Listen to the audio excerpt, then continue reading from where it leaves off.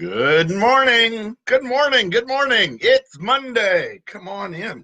We're going to get started here in just one moment. Not a second. It's a little longer than that. I want to get this out, let people know that we are here and we're ready to get started this morning. There. Okay.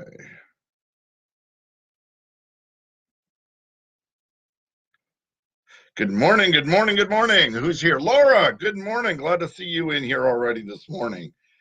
Good morning. I think I've got it. There it is.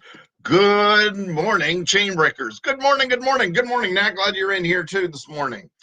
It is Monday, January the 20th, 2019. This is going to be a fantastic day because that's the way I choose for my day to be. Hi, I'm Brad Smith, and I am your host for Chain Breakers 365 Live and the creator of hashtag Uplift and Rise. I want to welcome you in here today. This is going to be a great topic this morning, and I hope you're going to get a lot from this. Good morning, Janice. Glad you're in here this morning. Glad to see everybody jumping in here saying hello and good morning to each other. I know there's several others on here. I'd ask that you jump in here as well. Today, I want to talk about flame. You see, every single one of us has a flame inside of us. Now, what that flame looks like and how we use it is something that is determined by you. Good morning, Tom. Glad you're here. I don't know if I said good morning, Randy, but if not, good morning to you. So here's the neat thing about flame. Let's take a flame as small as the flame of a candle. The nice part of it is, as a candle, and you could see this in church as we pass in candlelight services, as we pass the flame around. There is nothing in the flame. By giving your flame to somebody else, if you notice, you don't lose yours. Your flame does not go away. You can light or ignite the flame or a burn inside of a person without ever losing yours.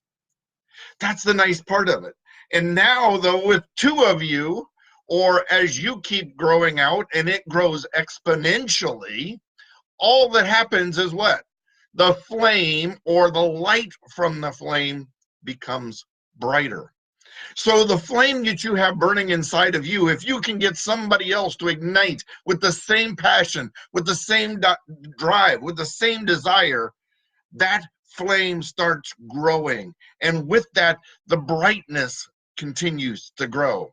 The other thing that we continue to talk about, and I've said a few times in each show, in the last few shows, is where there is light, darkness cannot reside. Where there is light, darkness cannot reside. Kara, good morning. Leanne, good morning. I'm glad you both have jumped in here this morning. Glad to have you. You see, there's also, with fire, fire exists in several different forms. We can be burning embers, right? We can be the fire that is burning up inside of, or in an ember in a fire so bright in itself that our entire being exists and exudes this flame. We can be a red hot flame, or even hotter is a white hot flame, because what happens there is no color in white. White is the one that is devoid of any color. And with that, we absolutely burn the purest bright. Now, a lot of people will say, no, there's no color in black. No, that's absolutely if you want black, you just start mixing every color there is. White is the absence of color. Good morning, Jeremy. Glad you're in here this morning. But so there's red hot, there's white hot. But let's talk about flames. We can have a flicker. We can have a flash. We can have a spark.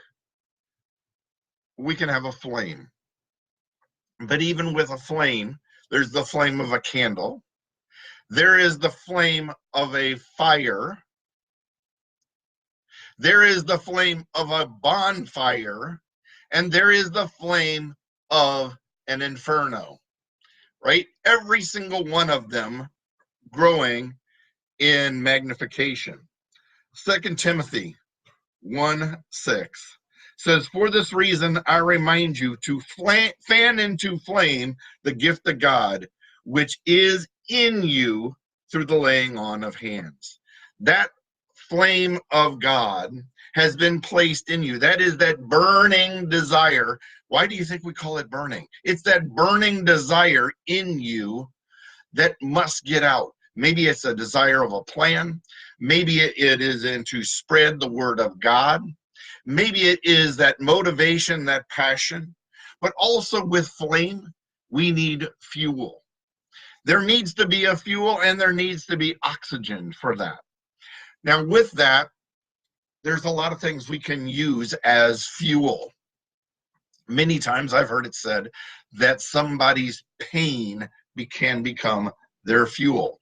You see, there's a lot of times when people have hit rock bottom that the pain becomes so great they know they don't want to live like that any longer, and that becomes the fuel for them, their flame, to motivate them out and beyond where they have been. The interesting thing is each of us has a flame in us. Each of us has a fire that has been placed in us. It is what you choose to do with that flame that creates the magnification or the burn behind you that propels you to where it is that you're supposed to be. What is that flame for you? What is that burning desire, that motivation inside of you? Where is it driving? So here's the other thing. It can be said, and my friend Nat Banks said it in a sermon I heard him give over the weekend. I wasn't there. I heard the Facebook version, right? There is within you a burning desire. The question is, it's the 80-20 rule, where 20% of those in the church will do 80% of the work. Are you one that is willing to sit on the sideline? This is the example he used. Are you willing to sit on the sideline? Are you willing to be a spectator to the ball game? Are you going to stand along the sideline and be a player but not really participate in the game? Are you going to be in the game and do a little bit more than everybody else? Or are you going to be the all-star? Are you going to be the person that will become the player of the game?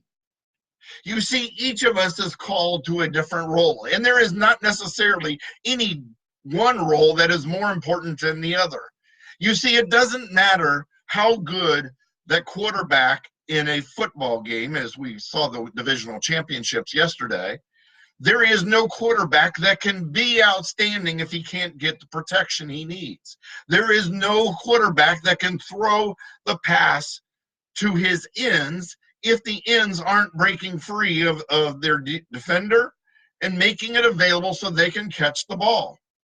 There is no running back that can do an outstanding job if the front line can't create the hole for them to break through and become the explosive run, right? We all have a role. The coach sent the play in from the side. Even in practice, even in drills, even in watching tapes of the competition, and sometimes we need to know what that is, we all have a role, and all of it comes together to be this great game plan. That is the fuel, or not, I'm sorry, not the fuel, that is the fan behind the flame. That is where the air and the oxygen comes in. Some cases, we don't even see where it's taking place. In football, here's one that can be the oxygen, because oxygen to me comes in self-care. It comes in the training. It comes in the sometimes into taking of a break. Sometimes it is taking care of yourself. We don't see the trainer, other than the fact he's on the sideline, we don't see him even participating because he's doing it in the locker room. He's doing it other than on game day until somebody gets hurt. And then we see them out helping get them off the field, taking care of them while they're there, getting them off the field, and then tending to their needs. That frequently becomes the oxygen or that self-care that we need in order for our flame to continue to burn bright. So we need our fuel and we need the self-care. Here's the interesting thing. I use the example of pain as your fuel, but you can become your own fuel. That's the interesting thing about it. You can become the desire, the passion. You can be self-motivating and creating such a burning fuel that you can get done what it is that you have a passion for.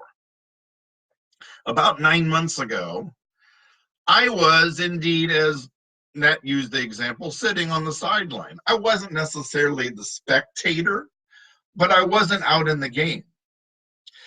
And I heard a small voice say to me, call it what you will, I know what it was for me, a small voice that said, "You're playing small." It was in what I was doing that came to me and told me that you're not playing the role that you need to be out on the field. You're not playing the role that you need to be the all-star that I have created you to be. You are playing small. You're on the sideline. But I have a greater calling for you. Now, it was left wide open. It was left open to interpretation. But I started playing that or placing that message in all areas of my life, in church, in work, in my family, in my relationships. Everybody started seeing me step up and playing a greater role. Now, here's the problem. In some cases, you can play so many roles that one doesn't become the outstanding one. Maybe now I started stepping up to see what doors and opportunities were open. But you see, it all comes from the flame. It all comes from the passion. It all comes from the desire. There is also that positivity in there, because I'm going to tell you something, not necessarily that the positivity is the fuel, not necessarily that the positivity is the flame, but here's something I can tell you, is that negativity will extinguish the flame. Negativity will extinguish the fire. It might be like throwing water and dousing water on it, and it might be like it just sucked every bit of oxygen out of the room. You see, we talked Thursday and Friday about spreading positive message, spreading positive words, feeding compliments and positive things into people's lives. And what a way that it can change an environment just like that, right? With the same instantaneous moment, negativity can suck every bit of oxygen from the room. You see, negativity can also become a cancer. And with that, it sucks out every bit of life. My friends, I'm going to ask you today, breathe life into your family. Breathe life into your friends. Breathe life into your church. Breathe life into your work. Fan the flames, my friend, and choose what kind of flame, what kind of player you're going to be. I want to thank you for joining today. I'm just going to give a quick announcement. Tomorrow, we will have Chainbreakers 365 live, but it is going to be a short version because of some other business meetings and commitments I have tomorrow. We're going to do a shortened edition tomorrow. So if you want to be here and be on here live, be here on time, because it will be a shortened version. There were a few late joiners. Kim Cardwell, thank you for being here. Leanne Brooks, glad you're here. Melanie Asbury, glad you joined in. Bobette Lowe, glad you're here. My friends, thank you for being here. If you have trouble finding us live, you can find us on replay. You can find us on my YouTube channel at Chainbreakers 365 or at chainbreakers365.com. But it's always best to be here live. Say hi to your family and friends, and we'll see you tomorrow for Chainbreakers 365 Live. Go out there, fan the flame, and be amazing today, my friends. Bye now.